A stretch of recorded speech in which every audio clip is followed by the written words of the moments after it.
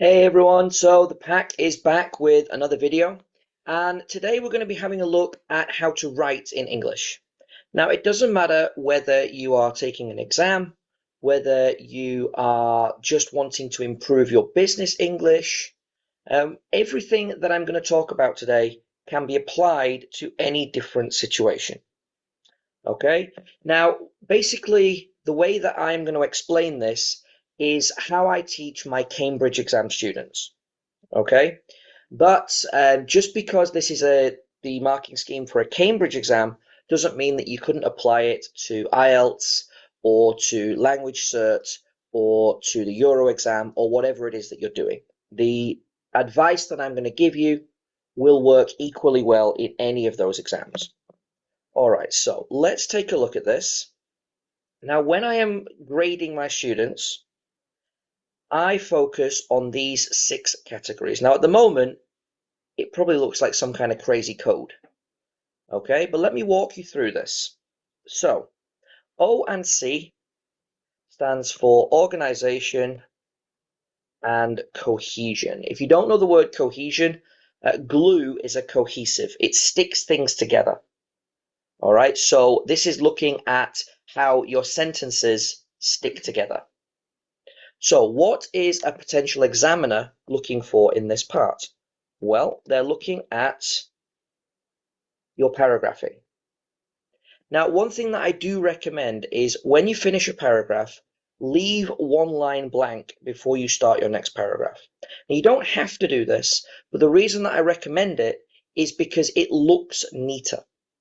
It looks like it will be easier to read, and it straight away puts the reader, whether that's an examiner or whether it's a real person, it instantly makes a good impression on them. It looks like there is not so much for them to have to read through.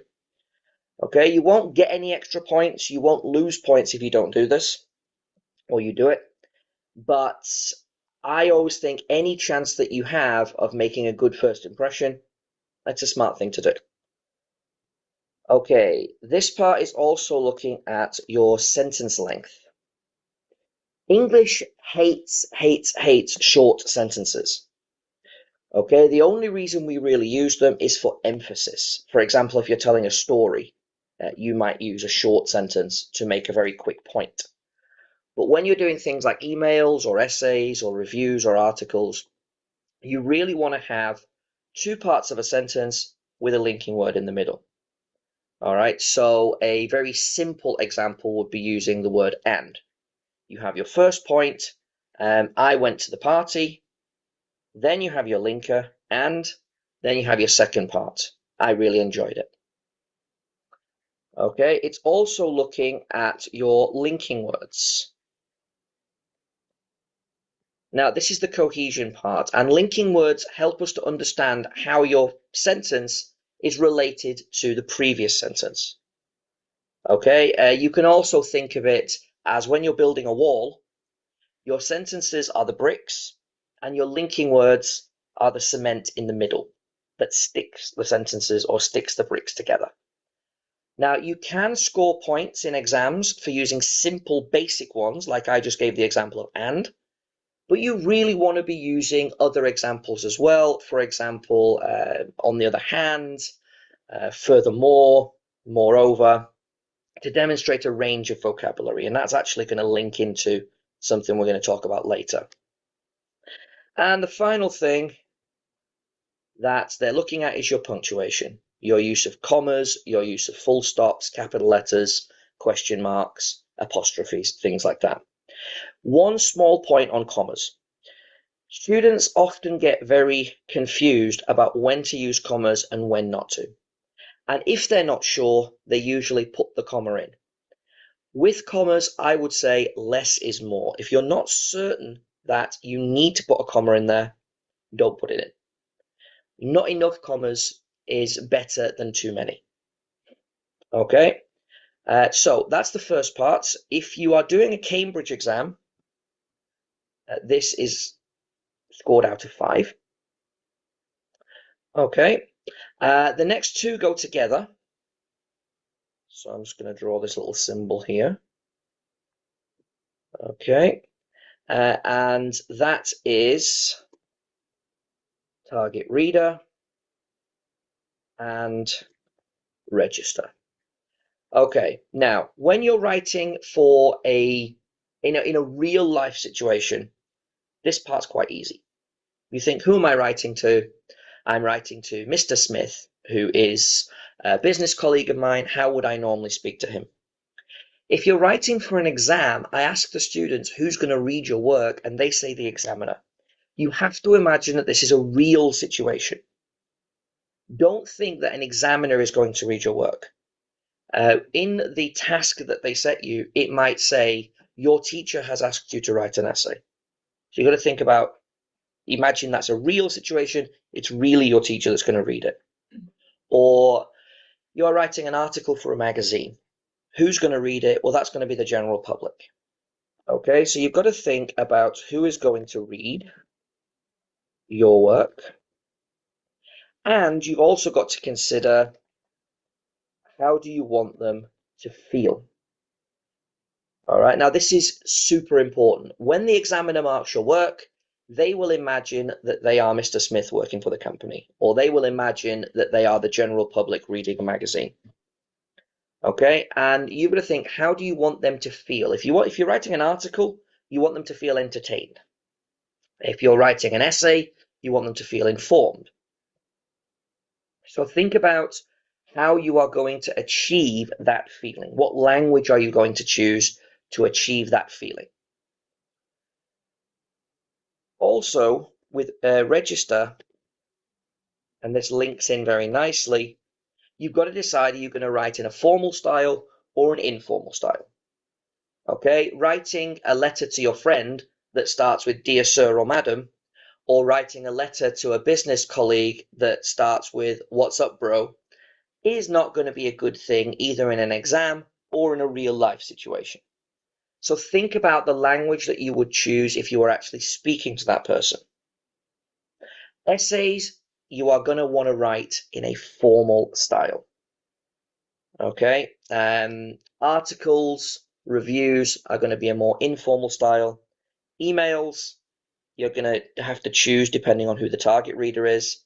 And then if you're doing a C1 Cambridge, then you have to write a report or a proposal. Both of those would be in a formal style. Okay, and style is also considered in this part. All right, so if you're writing an essay, you must have a clear introduction and conclusion. If you're writing an article, you must have an entertaining title or headline and a good first paragraph that encourages the reader to keep reading. If you're writing a review, you must have a clear recommendation in there of what you want the person to do.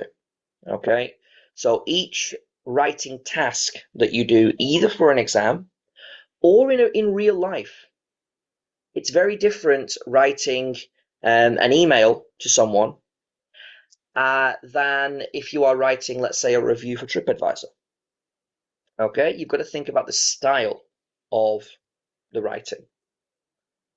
Okay, and again, just for those of you who are doing Cambridge exams, these two are marked out of 5 as well. Okay, now I'm going to skip the next two and go right into here.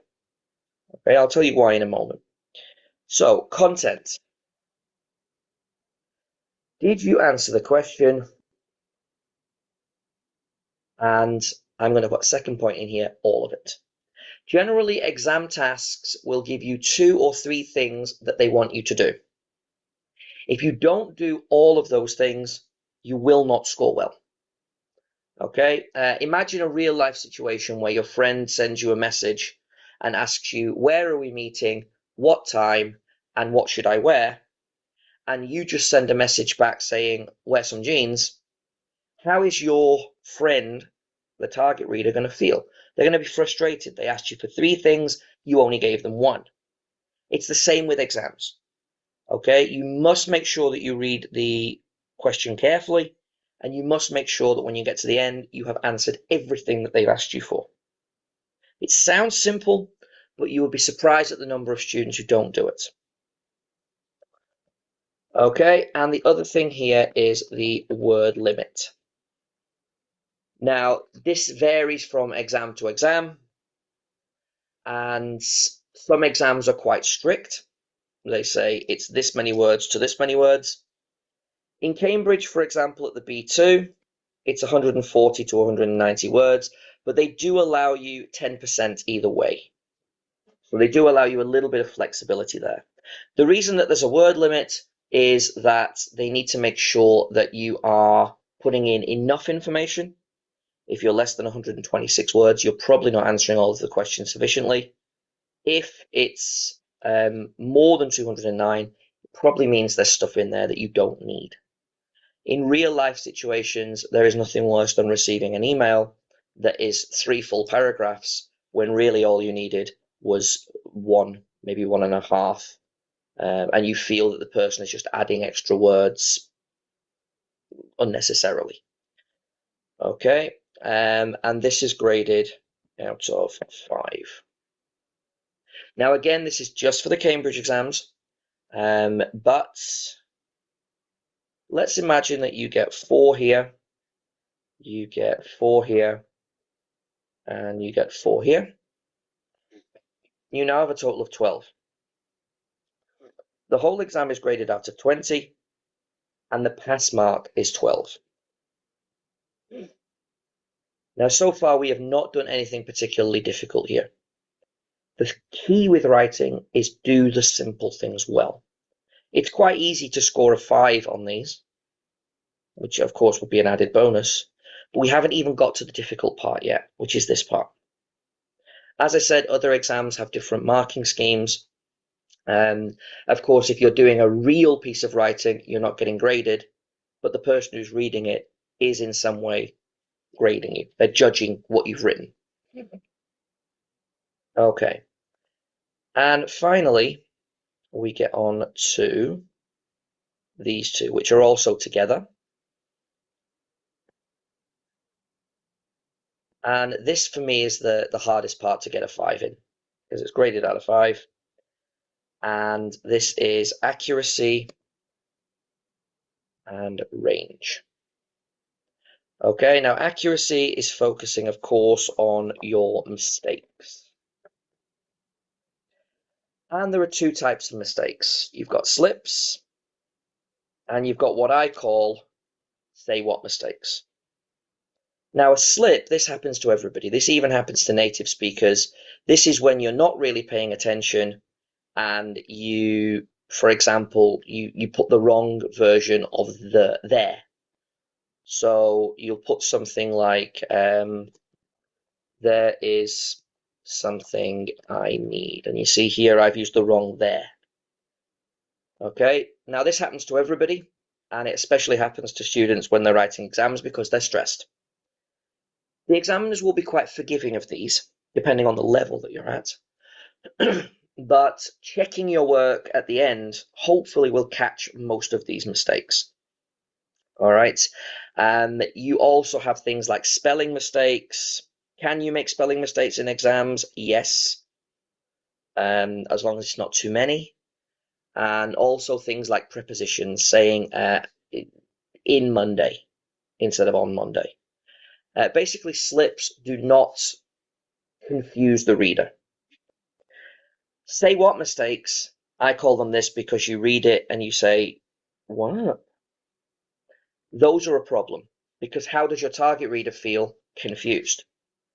All right, so this normally comes when you translate from your first language into English.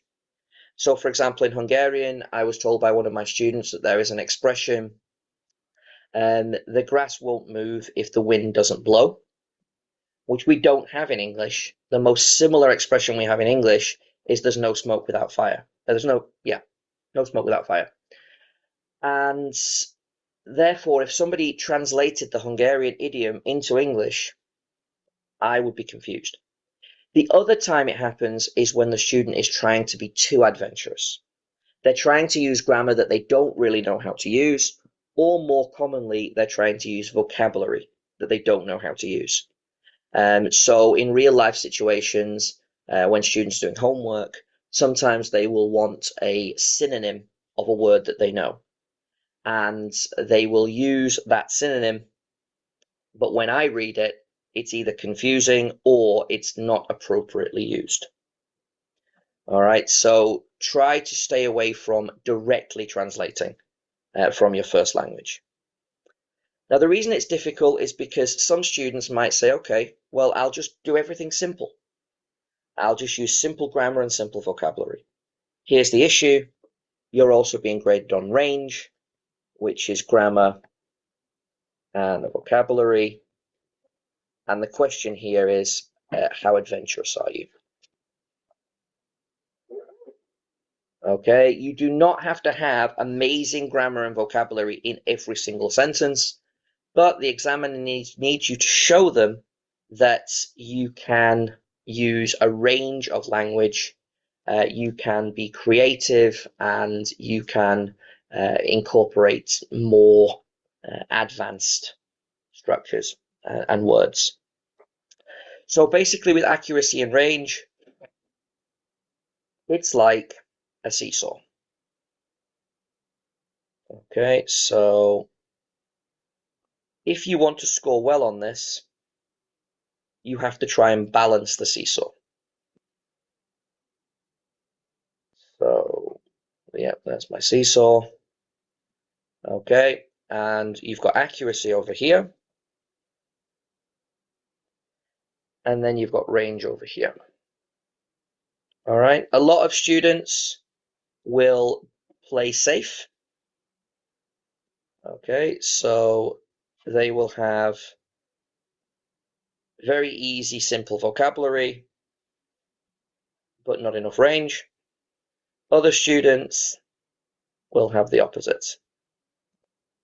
Okay, they will have lots of adventurous, wonderful grammar and vocabulary in there, but they make so many mistakes that it's hard to read. What you've got to try and do is find a balance between the two. I normally say that if you can make the examiner say wow 3 times in a piece of writing, then you're okay. All right, now this is also graded out of 5, and it is very difficult to get a 5 on this. Not impossible. I have had students that have got 5s on it before, but it is very, very hard to get a 5 on this, because normally students will either go too much with it too accurate and not enough adventure, or too adventurous and they make a lot of mistakes. Okay, and that's it. Regardless of whether you are taking an exam or whether you are just watching this video to help improve your general English and your general writing abilities, the advice that I've given you here should stand you in good stead in the future. I'm also going to attach to this video a document where I give 10 general writing tips and also a Kahoot for you to play if you don't particularly want to read through a long wordy document. I hope you've enjoyed this video. If you have, then please subscribe, like, share, and follow. And I will be back soon with another video. Take care.